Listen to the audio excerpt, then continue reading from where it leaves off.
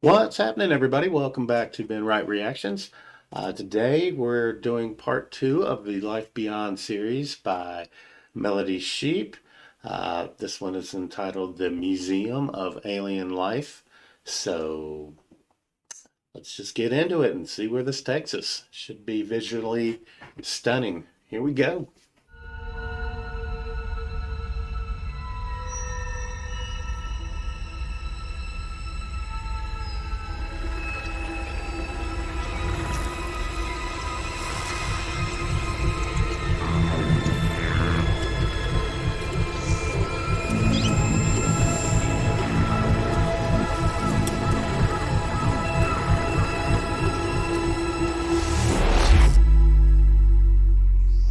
Interesting. A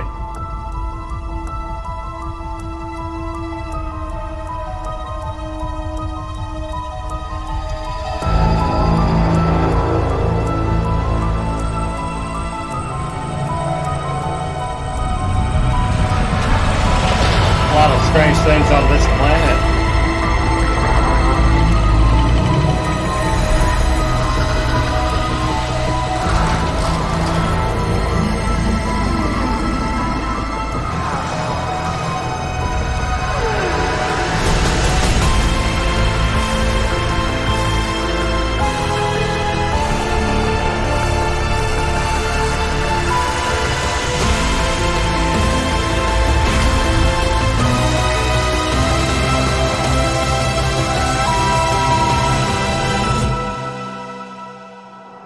Oh, that was cool.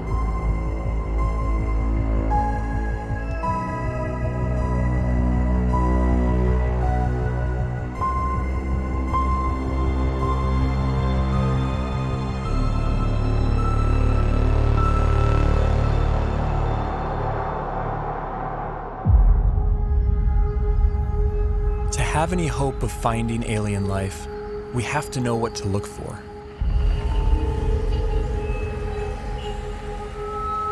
But where do we begin? How do we narrow down a seemingly infinite set of possibilities?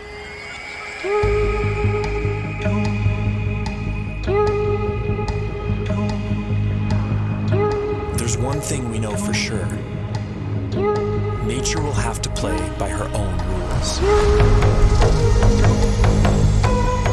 No matter how strange alien life might be, it's going to be limited by the same physical and chemical laws that we are.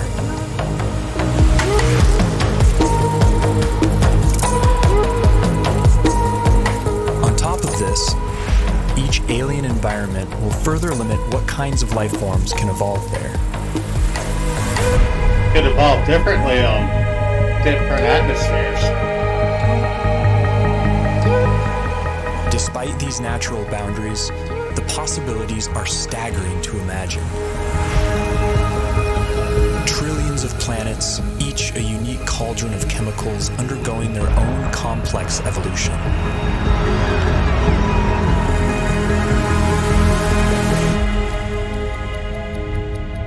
To guide our thinking, this Museum of Alien Life will be divided into two exhibits.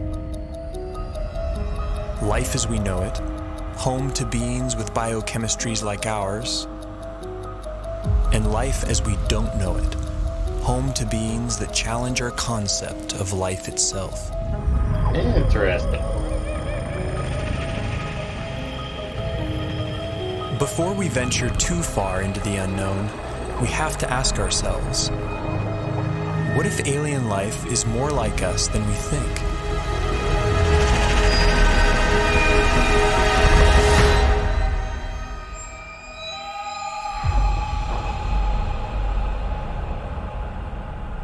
If there's one feature that unites us with the other specimens in this museum, it's carbon. Carbon is ubiquitous. It's one of the most common elements in the universe, and it's very good at forming large, stable molecules.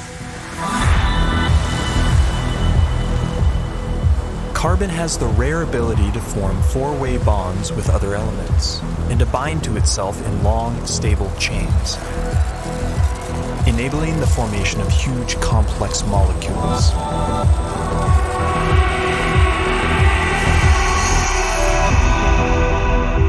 versatility makes carbon the centerpiece in the molecular machinery of life. And the same carbon compounds that we use have been found far from Earth, clinging to meteorites and floating in far-off clouds of cosmic dust. The building blocks of life, drifting like snow through the universe.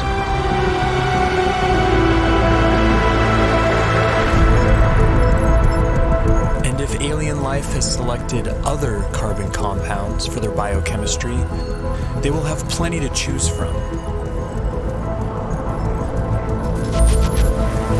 Scientists recently identified over 1 million possible alternatives to DNA, all carbon-based.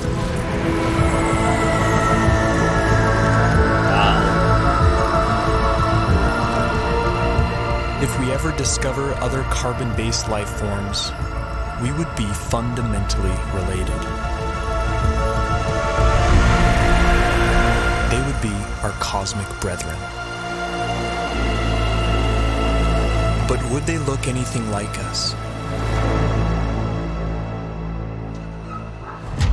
If they hail from Earth-like planets, we could share even more in common than just our biochemistry. What would life be like on other planets if it has evolved? Would it be like the world today here on Earth? Or would it be completely different? There are those who argue that from the argument of convergent evolution, if conditions on other planets are similar to here, then we would see very similar life forms. Animal and plant-like organisms that look very familiar.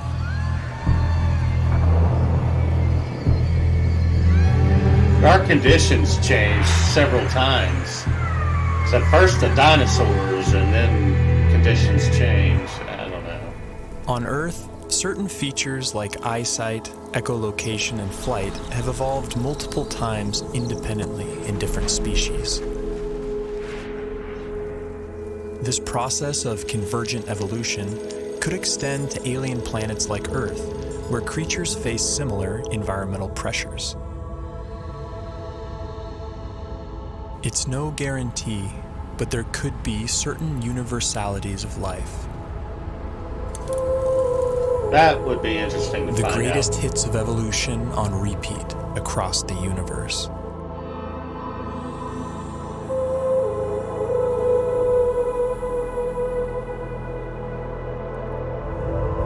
Each feature would be attuned to its local environment. Dimly lit planets would produce huge eyes to suck in extra light, like nocturnal mammals. Or they'd have better ears. Some people have gone so far as to say that human-type organism, humanoids, will occur on other planets.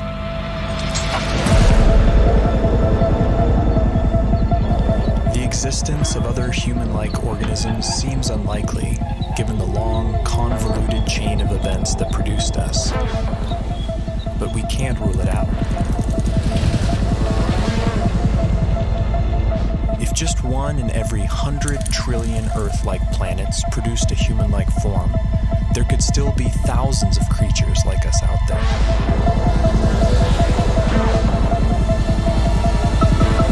That thing's ugly.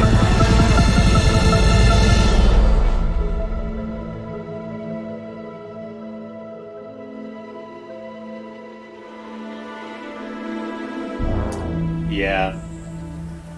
Convergent evolution is also rampant in plant life, and C4 photosynthesis has arisen independently over 40 times. Would alien plants look like ours or something else entirely?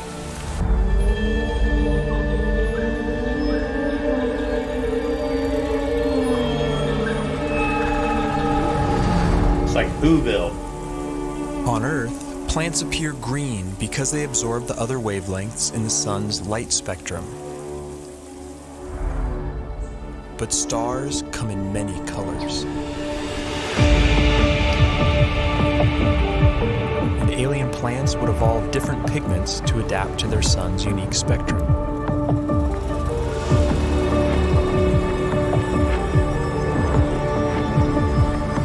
Plants feeding off hotter stars could appear redder by absorbing their energy-rich bluer light.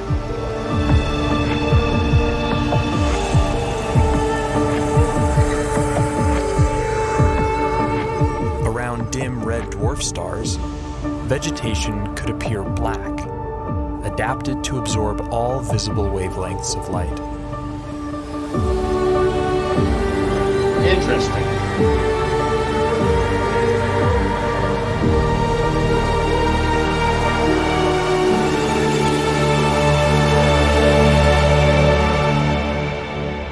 Earth itself may have once appeared purple due to a pigment called retinol that was an early precursor to chlorophyll. Some think that retinol's molecular simplicity could make it a more universal pigment. Interesting. If so, we may find that purple is life's favorite color.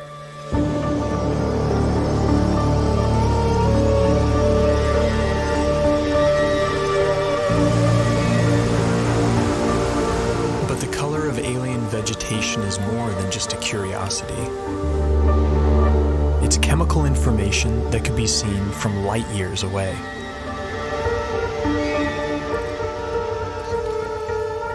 Earth plants leave a signature bump in the light reflected off our planet. Finding a similar signal from another world could point the way to alien vegetation.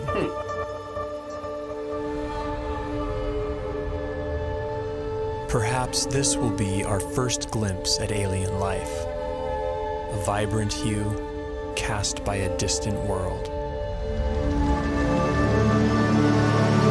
Interesting. Looking for a purple planet.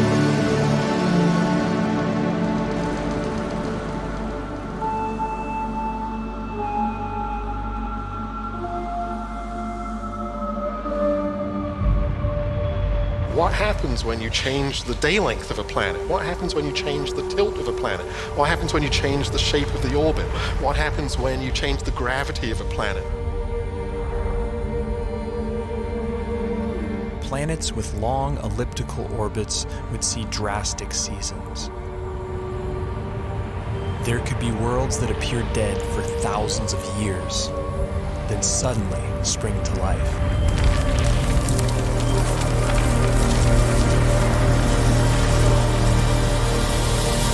That would be weird.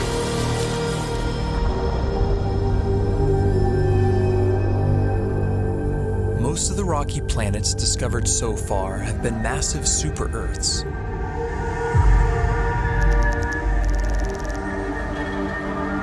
How would life evolve on these worlds? In the seas, gravity may not matter much at all.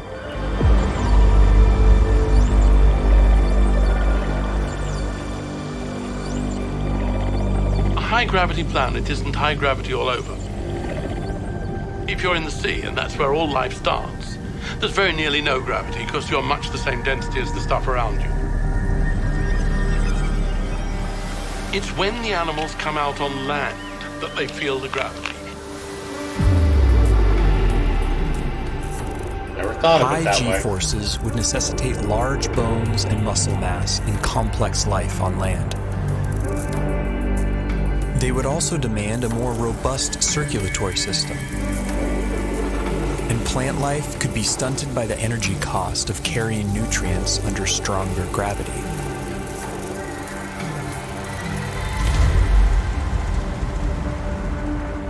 Low-gravity planets would more easily lose their atmospheres to space and lack a magnetic field to protect from cosmic rays.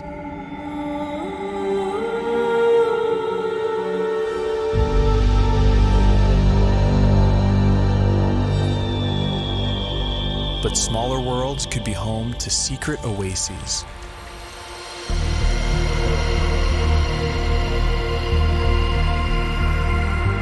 Huge cave systems that provide hideouts for life.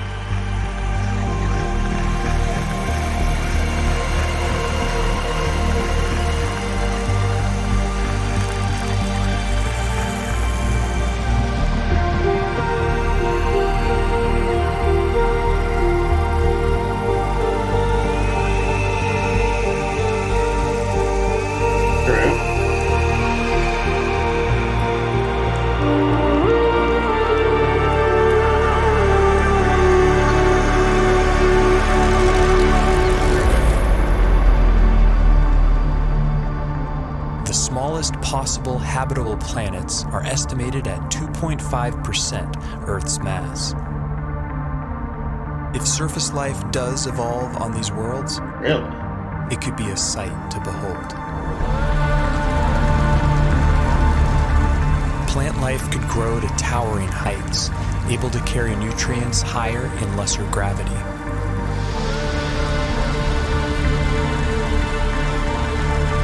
Those giant mushrooms? And without the need for bulky skeletons and muscle mass, animals could have body types that boggle the mind.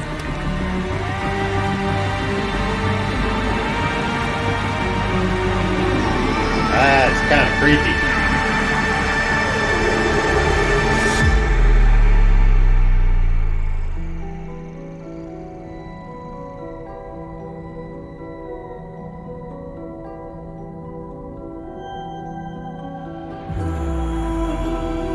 Here on Earth, it took 3 billion years for evolution to produce complex plant and animal life. We are Simpler pretty complex. organisms are hardier, more adaptable, and more widespread. The largest collection in the Museum of Alien Life would likely be the Hall of Microbes. Yeah, 'cause we got a lot of those here.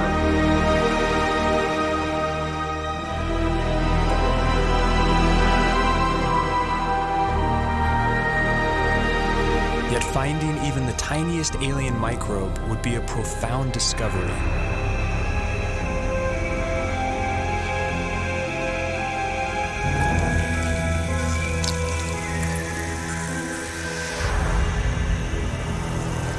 That's cool. And bite-sized life could leave a big footprint. Like stromatolites on Earth, layers of microbes could build up into huge rock mounds over time, leaving behind eerie structures.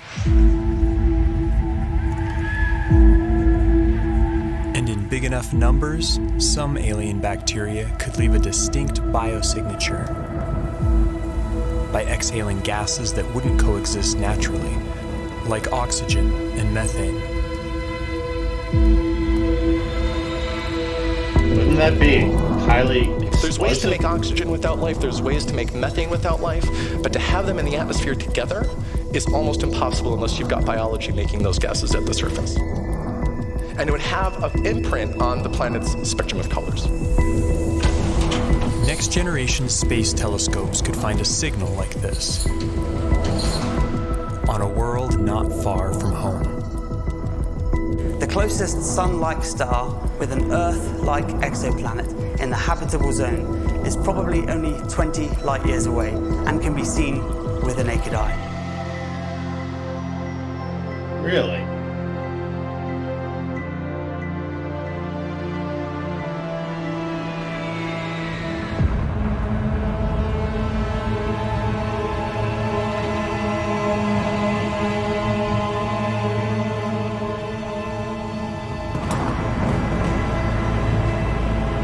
Most brown dwarfs are too hot to support life as we know it, but some are just cold enough.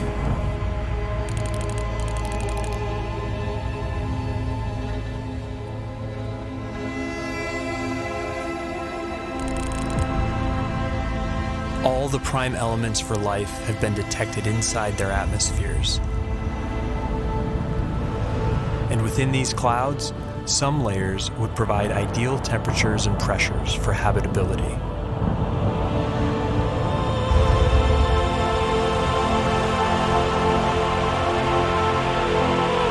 There could be photosynthetic plankton in these skies, kept aloft by churning upwinds.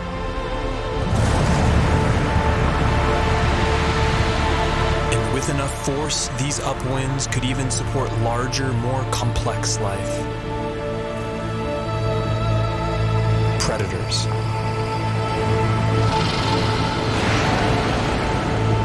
That's creepy.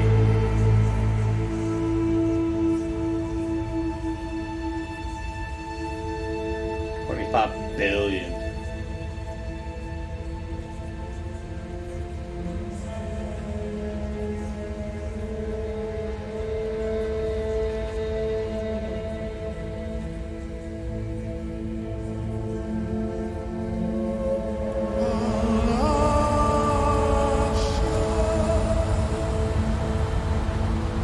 This raises a crucial question. What if we've been looking in all the wrong places? What if nature has other ideas?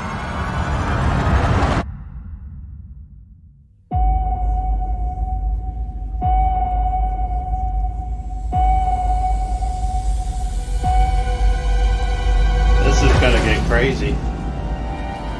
It's a donut.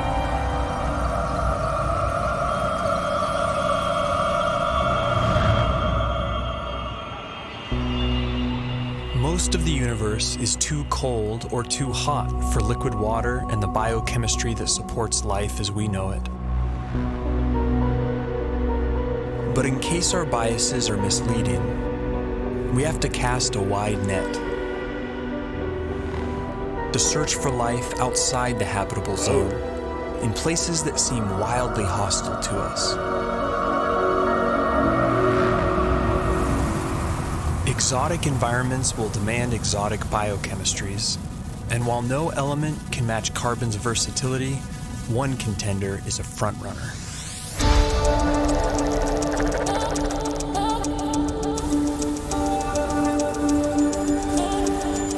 At first glance, silicon seems similar to carbon. It forms the same four-way bonds and is also abundant in the universe. But a closer look reveals that these two elements are false twins. Silicon bonds are weaker and less prone to forming large, complex molecules. Despite this, they can withstand a wider range of temperatures, opening up intriguing possibilities. Life based on the silicon atom instead of carbon would be more resistant to the extreme cold, providing a whole new range of weird forms. But silicon has a problem. In the presence of oxygen, it binds into solid rock. To avoid turning to stone, silicon beings might be confined to oxygen-free environments, like Saturn's frigid moon, Titan. So that's why Thanos was Its so vast mad. lakes of liquid methane and ethane could be an ideal medium for silicon-based life or other radical biochemistries.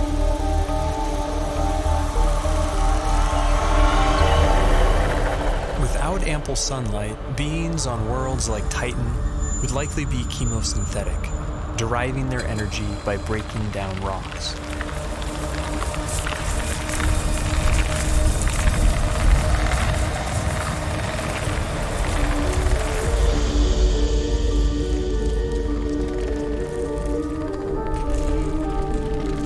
Such life forms could have ultra-slow metabolisms and life cycles measured in millions of years. Wow. It's crazy looking.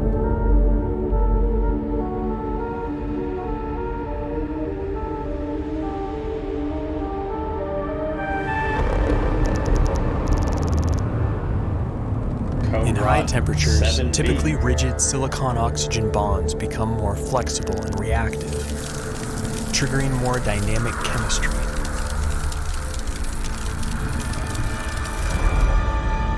This has led to a truly bizarre proposal: silicon-based life forms that live inside molten silicate rock.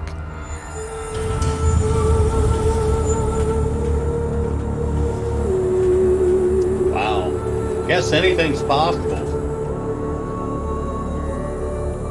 In theory, these forms could even exist deep beneath the Earth inside magma chambers as part of a shadow biosphere. If so, then the aliens are right under our noses. Other shadow biospheres have been proposed, forms of life living alongside us that we don't even know are here, including tiny RNA-based life small enough to go undetected by existing instruments.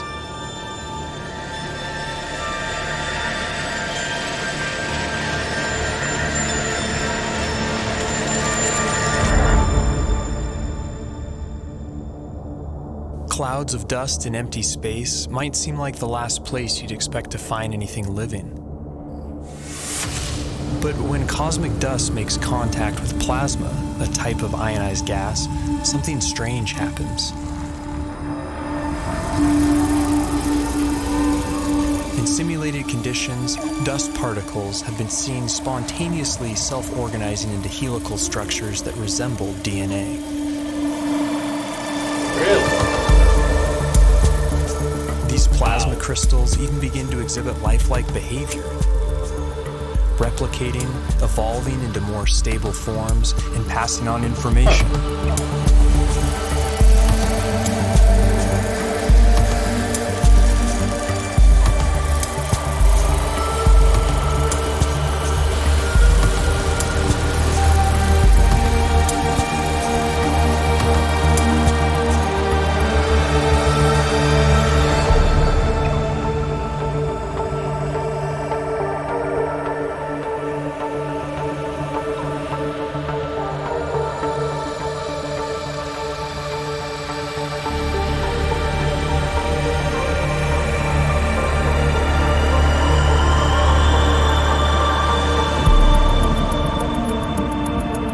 Plasma is the most common state of matter in the universe. Really? If complex evolving plasma crystals really exist, and if they can be considered life, they could be its most common form.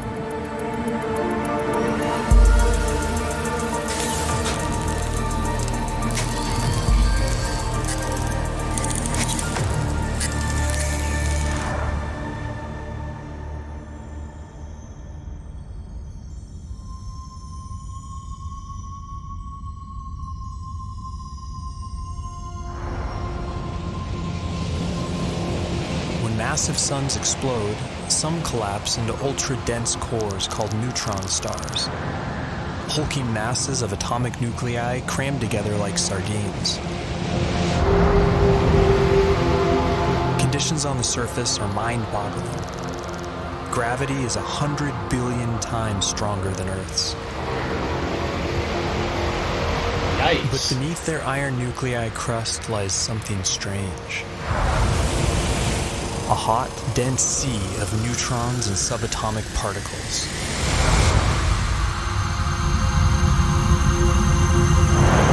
Whoa. Stripped of their electron shells, these nuclei would obey entirely different laws of chemistry, based not on the electromagnetic force, but the strong nuclear force which binds nuclei together. In theory, these particles could link up to form larger macronuclei, which could then combine into even bigger supernuclei.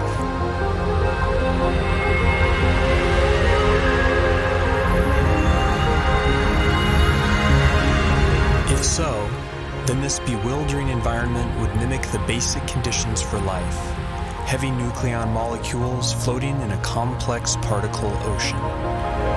That's so crazy looking. Oh, wow. Some scientists have proposed the unimaginable. Exotic life forms drifting through this strange particle sea, living, evolving, and dying on incomprehensibly fast timescales.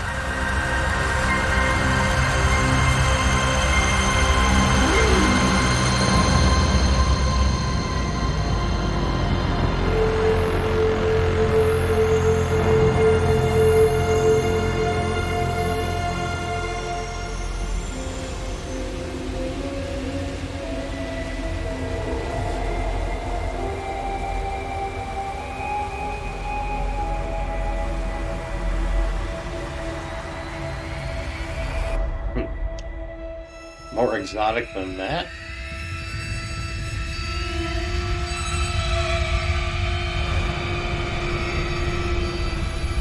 Life is not something that has to evolve naturally. It can be designed. What?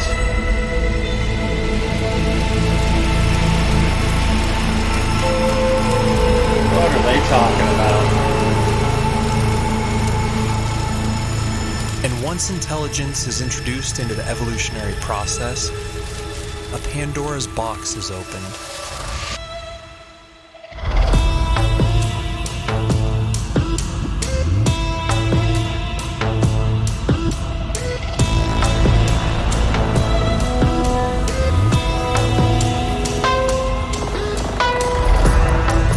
Freed from typical biological limitations, synthetic and machine-based life could be the most successful of all. It could thrive almost anywhere, including the vacuum of space, opening up vast frontiers unavailable to biological organisms. But we have to make it. And compared to the glacial pace of natural selection, technological evolution allows exponentially faster growth, adaptability, and resilience.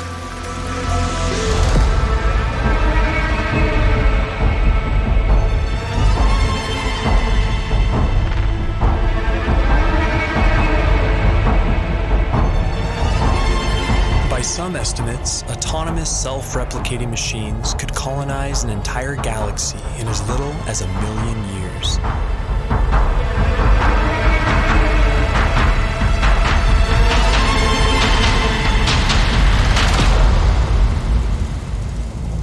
Like the Borg from Star Trek? We can't predict how hyper-intelligent life would organize itself. But in theory, there could be convergent evolution at play. The electrical properties of silicon might make it a universal basis for machine intelligence, a redemption for its biological shortcomings.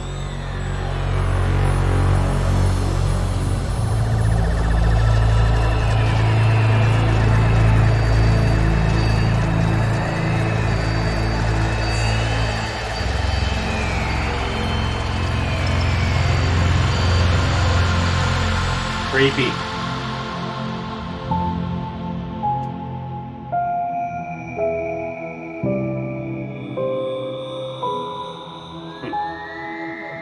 When the robots take over.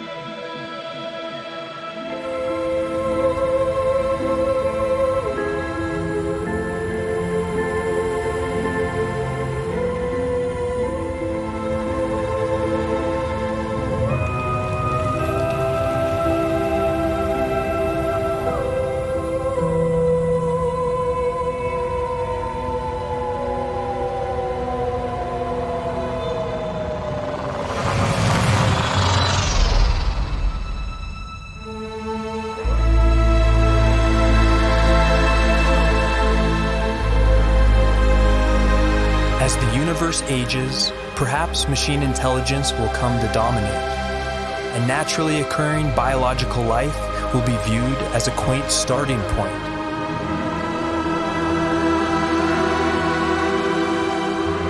We're a starting Perhaps point we for the ourselves robots. will lead this transition, and the great human experiment will be merely a first link in a sprawling intergalactic chain of life.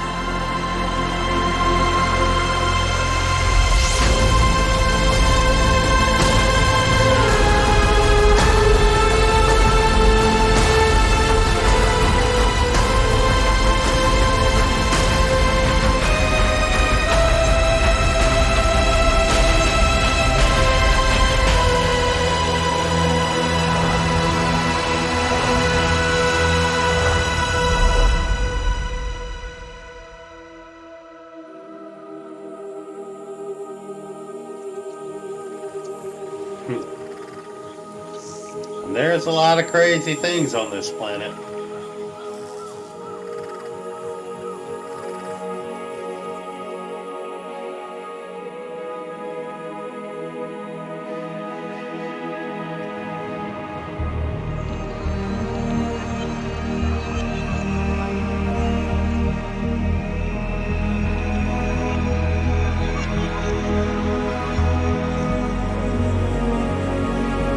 Isley has said that one does not meet oneself until one catches the reflection from an eye other than human. One day that eye may be that of an intelligent alien. And the sooner we eschew our narrow view of evolution, the sooner we can truly explore our ultimate origins and destinations.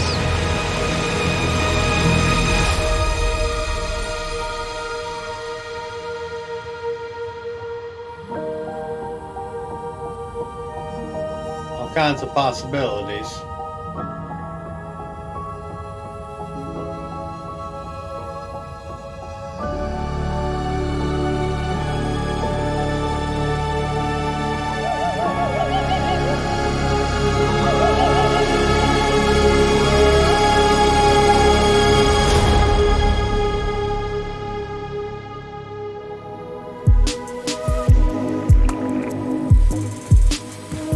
Well, that was another excellent video by Melody Sheep, Life Beyond 2, the Museum of Alien Life.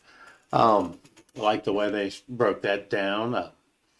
Started it off with possibilities of carbon-based life and things we could possibly expect that could maybe live on our planet, live on Earth, and then they went into